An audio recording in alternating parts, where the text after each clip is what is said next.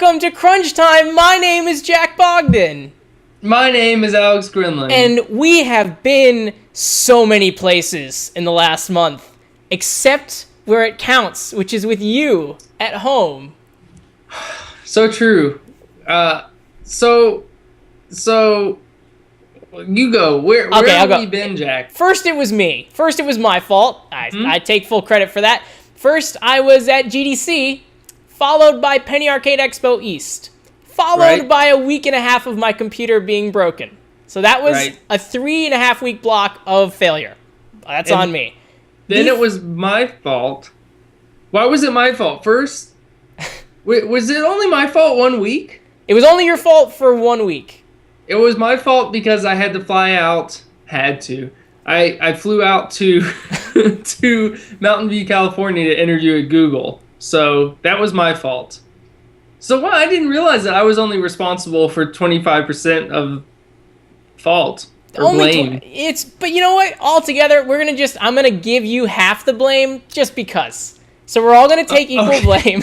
And we're all going to just be like, because that's a lot of blame to bear on your own, Jeff. Exactly. But this is news for the week of April 18th, 2011. Yeah, I'm going to get back into this, I swear to God, folks. First up, Games Convention Online 2011 going offline. Alex, Games Convention used to be in Leipzig, moved, but Games Convention Online is now back in Leipzig, Germany, and unfortunately, it's not happening this year because they could not raise the funds to actually keep the convention running. For example, sponsors and that kind of thing. Conventions are expensive. Right. So I guess technically it could still be happening there. People could still see the online convention online there, right? You mean on the internet? Like that? Doesn't work like that? No, I don't think that's how it works, Alex.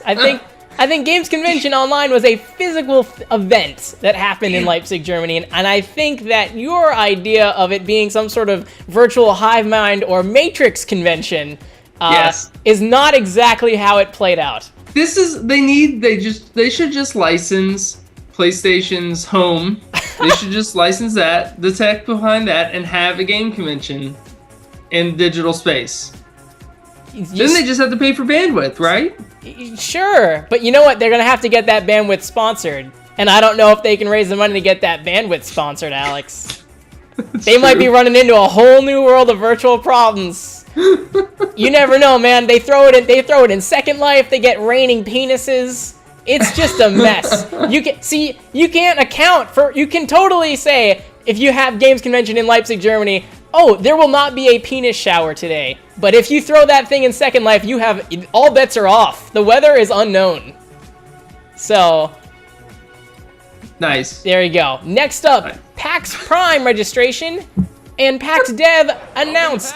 So, PAX Prime, now the largest consumer gaming event in the United States. Actually, PAX East overtook PAX Prime, but I'm sure PAX Prime this year will be bigger than PAX East. PAX East had close to 70,000 people.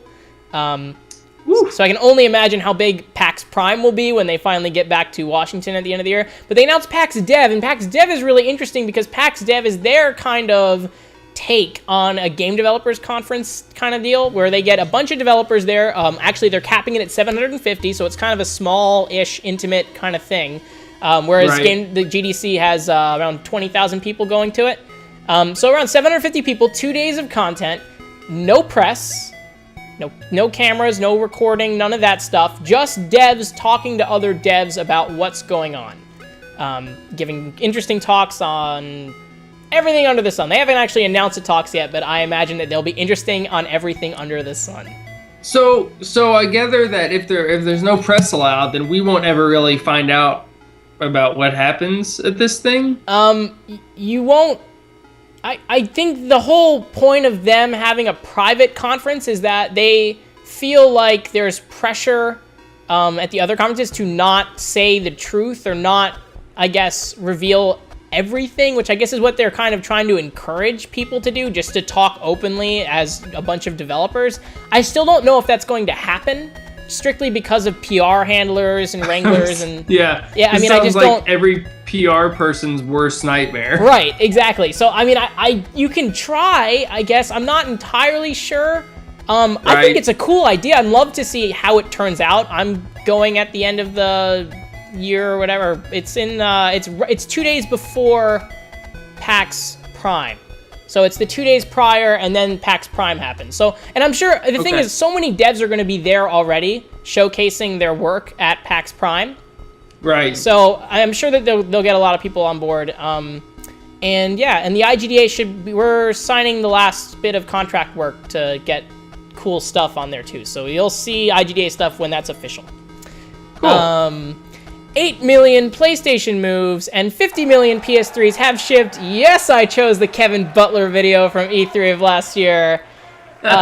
So that's a huge number. Now, of course, we were talking about this earlier. Shipped is sold into retailers, so not necessarily sold in consumers' hands. I think 8 million moves and 50 million PS3s, not all consumer owned, but they're in the channel, meaning Sony made their money.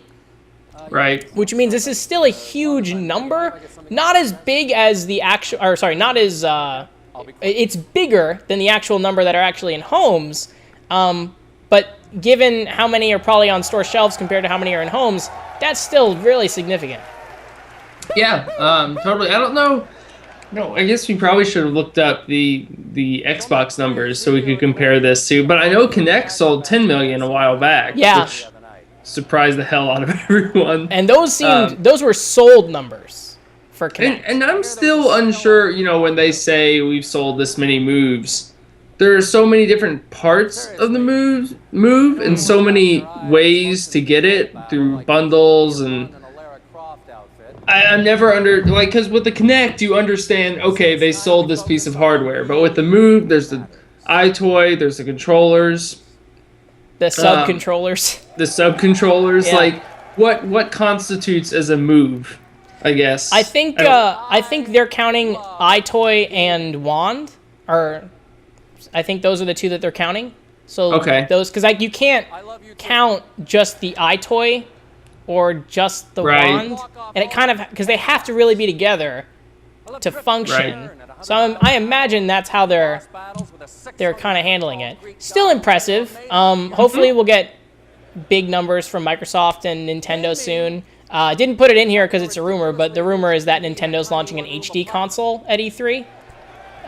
That's supposedly more powerful than the 360 and PS3, but not like next gen powerful. But I don't know. It's rumor and speculation, so it could all be fake.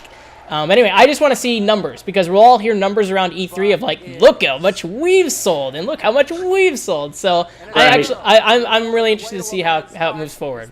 And as much as it pains me to stop the Kevin Butler video, I must, to move into Motorstorm Apocalypse, exploding on May 3rd in North America. Alex, have you played Motorstorm series? I played the first Motorstorm game. I think that I guess there are only two right now, right? There's Motorstorm and then Pacific Rift. Yes, I think. I know you're a big fan of these. I've always been a Burnout guy, but you love Motorstorm. I'm a Burnout and Motorstorm connoisseur, if you will.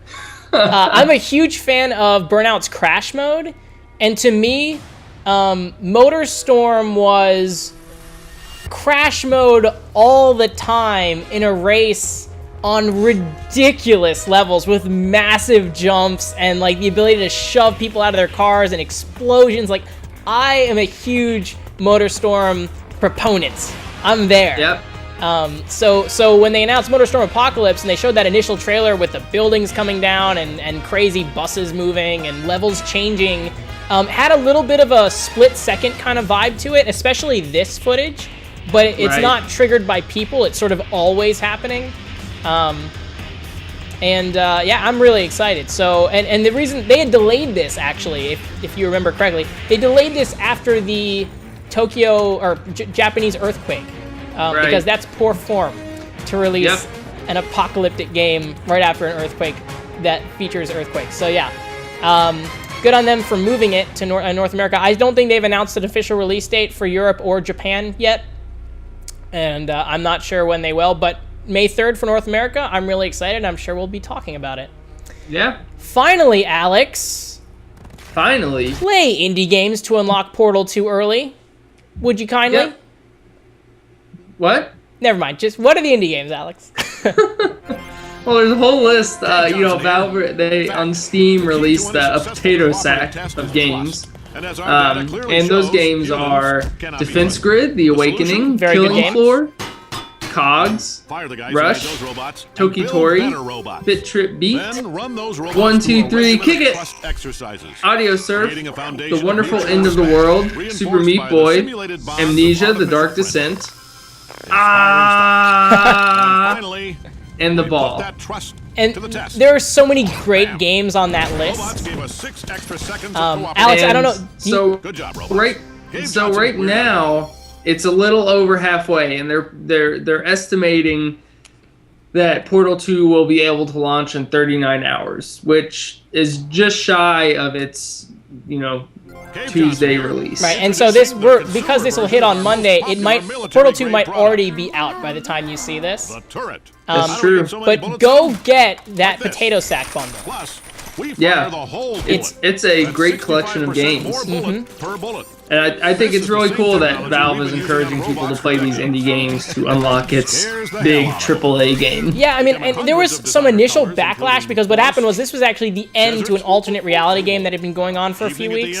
And people were like, oh, Portal 2 is going to come out early, it's coming out early. Oh, we have to buy indie games to do this? Valve is evil. Really? Is that the message you're going to send to Valve when they're trying to support the indie community? Right. Ugh. I mean, I get people being disappointed, but that's crazy.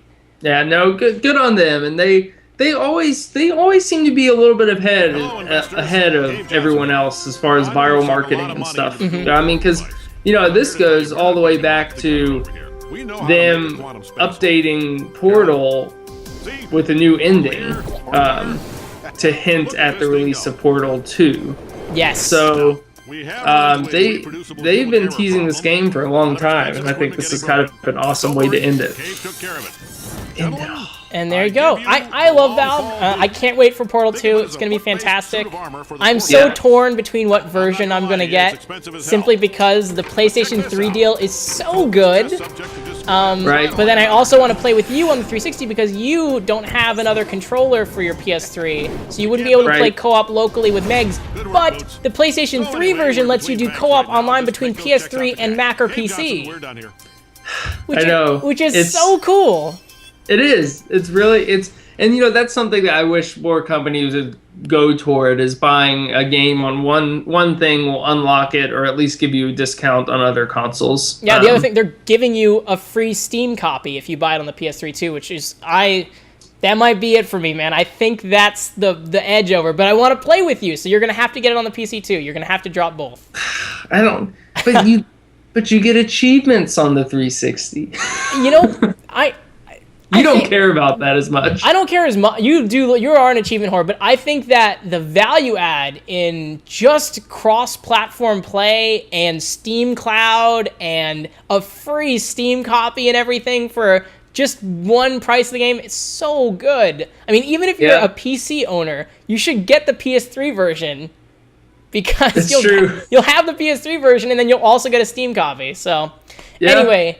That was news for the week of April 18th, 2011. My name is Jack Bogdan. My name is Alex Grinling. And we're happy to be back.